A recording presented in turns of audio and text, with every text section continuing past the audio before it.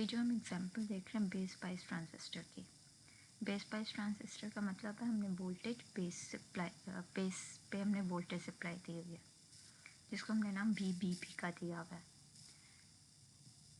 Collector को हमने reverse bias किया हुआ है, बेस को हमने फॉरवर्ड बायस किया हुआ है और एमीटर को हमने ग्राउंड, यानी हमने कॉमन एमीटर कॉन्फ़िगरेशन ली हुई है। उनके कुछ हमें स्पेसिफिकेशंस की हुआ है ट्रांजिस्टर की। हमें बीटा बताया गया कि ये ट्रांजिस्टर का बीटा कितना है। ओके, हम अभी इस एग्जांपल को सॉल्व करते हैं, इसकी इक्वेशंस देखते हैं कैसे बनती है। सबसे पहले हम इनपुट इक्वेशन बनाएंगे। इनपुट हम लेते हैं बेस से एमीटर तक। यहाँ के लिए हम इनपुट इक्वेशन बनाएंगे। करंट हम देख सकते हैं, सबसे पहले करंट की इक्वेशन देखते हैं।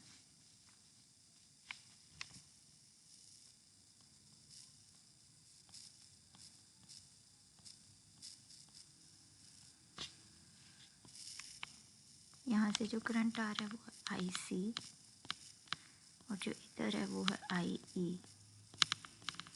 हम वोल्टेजेस की वैल्यू देख सकते हैं। इधर जो वोल्टेज ड्रॉप हो रहा है बेस और एमीटर के दरमियान VBE,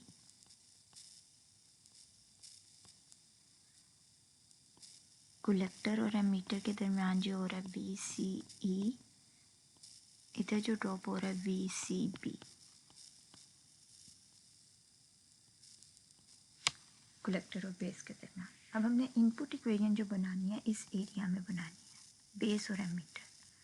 इस एरिया को देखते हैं, हम इक्वेशन बनाते हैं। इनपुट इक्वेशन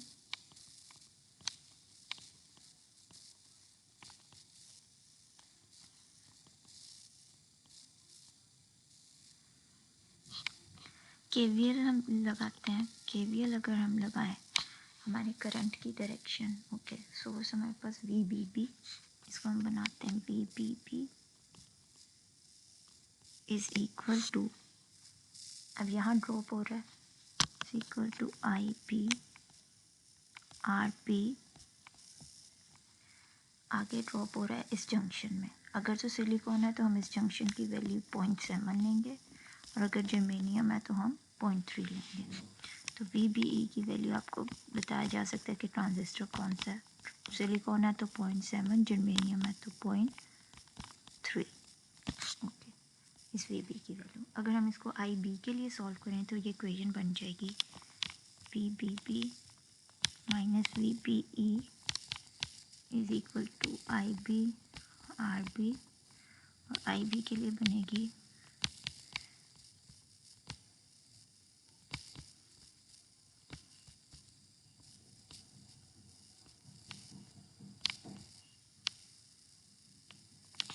ये हमारे पास IB के लिए इक्वेशन बन गई।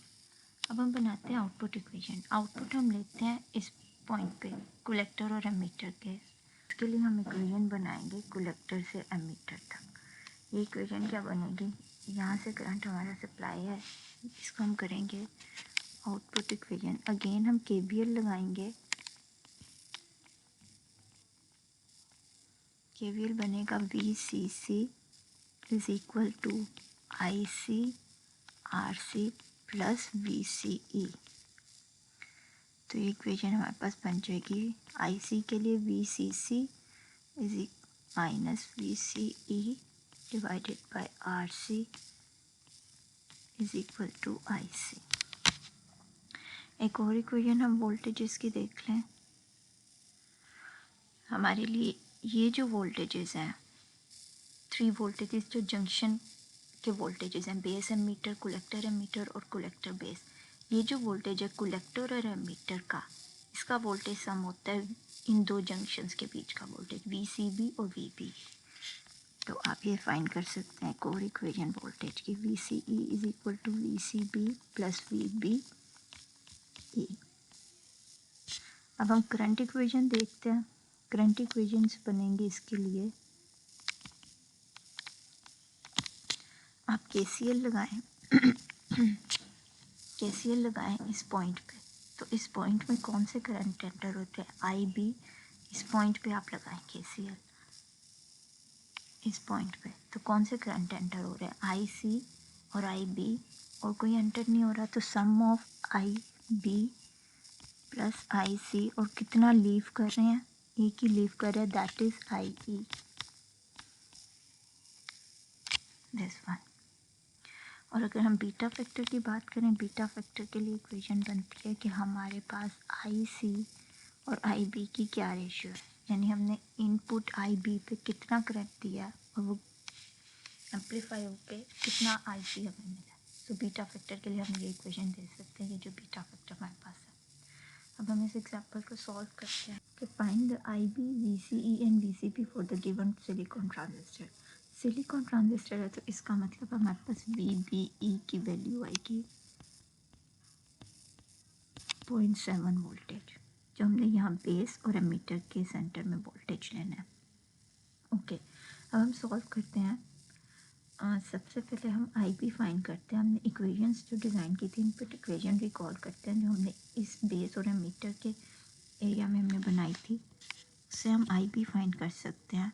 That was V B P is equal to I P R P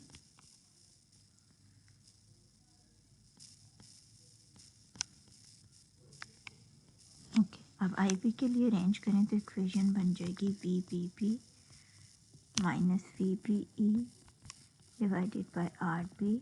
I B की वैल्यू हमने फाइंड करनी है, वी बी भी हमें गिवन है 5, V B 0.7, R 40 kilo ohm. इसको हम सॉल्व करेंगे तो ये हमारे पास आ जाएगा 0.170 मिली एम्पेयर। ओके, अब हम फाइंड करते हैं वी सी ई। देखिए हमारे पास आई सी भी नहीं, आई ई भी नहीं एंड वी सी भी नहीं, तो हम आई सी कैसे फाइंड कर सकते हैं। अब हम यहाँ फाइंड करते हैं वी सी ई के लिए इक्वेशन लिखते हैं। वी सी के लिए आउटपुट इक्वेशन हम रिकॉल करें तो हम उसको रीअरेंज करके लिख सकते हैं लाइक दिस। अब हमारे पास आर सी भी गिवन है, वी सी सी भी गिवन है, आई सी की वैल्यू हमने फाइंड करनी है। आई सी की वैल्यू फाइंड करने के लिए ओके, आई बी वैल्यू है, बीटा वैल्यू है, तो अगर हम करंट इक्वेशंस रिकॉल करें तो हमारे पास एक इक्वेशन आई थी, beta is equal to I C over I B. अगर हम इस इक्वेशन में बीटा की वैल्यू भी गिवन है तो हम यहाँ से कर सकते हैं, इसे हम सेकेंड स्टेप करके कर सकते हैं। I C is equal to beta I B, तो ये बन जाएगा बीटा की वैल्यू 80 है और करंट हमारे पास मिली एम्पेयर में है 0.170, तो ये आ जाएगा 8.6 मिली एम्पेयर। तो हम यहाँ भी देख सकते हैं हमारा करंट एम्पलीफाई हो गया, यानी 80 गुना ज़्यादा बढ़ गया जितना हमने बेस पे करंट दिया था। तो 8.6 मिली एम्पेयर हमें आउटपुट पे करंट मिल रहा। ओके, हम इसकी वैल्यू उधर पुट कर सकते हैं। ये थर्ड स्टेप हम कर रहे हैं।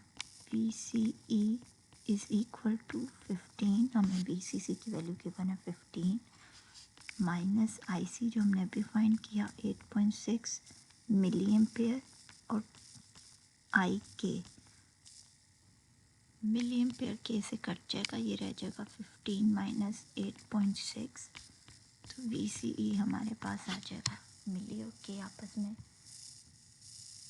कट जाएंगे, 8.6 और 1 8.6 आएगा, तो 15 माइनस 8.6, वी सी हमारे पास है 6.4 वोल्टेज। ओके, अब तीसरी चीज़ रहेगी वी सी बी।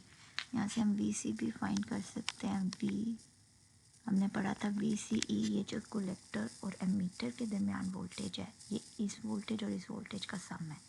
हमने ये फाइंड करना है कलेक्टर और बेस का वोल्टेज। तो हमारे पास ये वोल्टेज भी है, ये वोल्टेज भी है, तो हम कर सकते हैं वी सी बी। हमने ये इक्वेशन पढ़ी थी वी बी ई, तो वी सी बी फाइंड करने के लिए हम कर सकते हैं V C E minus V B E, तो ये बन जाएगा 6.4 माइनस 0.7, वी सी बी हमारे पास आ जाएगा 5.7 वोल्टेज। ओके, हम इससे एक और काम भी कर सकते हैं जो हमें क्वेश्चन में गिवन नहीं, हम आई ई भी फाइंड कर सकते हैं। अगर हमें आई ई के लिए कहा जाए तो आई सी हमने फाइंड कर लिया, आई बी हमने फाइंड कर लिया, तो इन दोनों की वैल्यू आ जाएगी हमारे पास 8.775 मिली एम्पेयर।